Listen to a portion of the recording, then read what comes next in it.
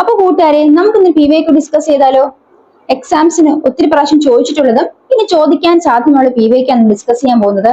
ചോദ്യം ഇതാണ്: ഉമിനീരിൽ അടങ്ങിയിരിക്കുന്ന ഏത് രാസാഗ്നിയാണ് ഭക്ഷണത്തിലെ സൂക്ഷ്മ രോഗാണുക്കളെ നശിപ്പിക്കുന്നത്? ഉത്തരം ലൈസോസൈം ആണ്. അപ്പൊ ഉമിനീരിൽ അടങ്ങിയിരിക്കുന്ന രാസാഗ്നി ഏതാണ്? ലൈസോസൈം ആണ് നമ്മൾ പഠിച്ചത്. ലൈസോസൈം എന്താണ് ധർമ്മം? എന്ത് ധർമ്മമാണ് ലൈസോസൈം നിർവഹിക്കുന്നത്? ഭക്ഷണത്തിലെ സൂക്ഷ്മ രോഗാണുക്കളെ നശിപ്പിക്കുന്നു. അപ്പൊ നമുക്ക് ഓരോ രാസാഗ്നികളും അത് എന്തൊക്കെ ധർമ്മമാണ് വഹിക്കുന്നത് നോക്കാം. ഉമിനീരിൽ അടങ്ങിയിരിക്കുന്ന രാസാഗ്നി ഒന്ന് സലൈവറി അമിലേസ് ആണ്.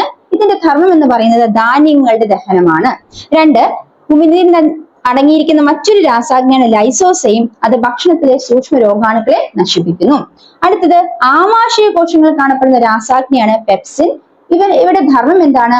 ഭക്ഷണത്തിലെ പ്രോട്ടീൻ ഘടകങ്ങളെ പെപ്റ്റൈഡും അമിനോ ആസിഡും ആക്കി മാറ്റുന്നു.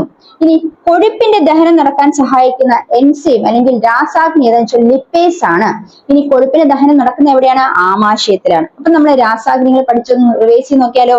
ഒന്ന്, ഉമിനീരിൽ അടങ്ങിയിരിക്കുന്ന പ്രധാനപ്പെട്ട രാസാഗ്നി ഏതാണ്? സലൈവറി അമിലേസും ലൈസോസൈമും. ഇനി സലൈവറി അമിലേസ് എന്ന് പറയുന്നതിന്റെ ധർമ്മം എന്താണ്? ധാന്യങ്ങളുടെ ദഹനം. ഇനി ലൈസോസൈമിന്റെ ധർമ്മം എന്താണ്? ഭക്ഷണത്തിലെ സൂക്ഷ്മ രോഗാണുക്കളെ നശിപ്പിക്കുന്നു. ഇനി ആമാശയ കോശങ്ങളിൽ കാണപ്പെടുന്ന രാസാഗ്നി പെപ്സിൻ ആണ്. ഇവ ഭക്ഷണത്തിലെ പ്രോട്ടീൻ ഘടകങ്ങളെ പെപ്റ്റൈഡുകളും അമിനോ ആസിഡുകളാക്കി മാറ്റുന്നു. ഇനി കൊഴുപ്പിന്റെ ദഹനത്തിന് സഹായിക്കുന്ന രാസാഗ്നിയാണ് ലിപ്പേസ്. ഈ കൊഴുപ്പിന്റെ ദഹനം നടക്കുന്ന എവിടെയാണ്? ആമാശയത്തിലാണ്. അപ്പൊ ഈ പ്രധാനപ്പെട്ട ഈ പോയിന്റ്സ് നോട്ട് ചെയ്ത് വെച്ചോളൂ.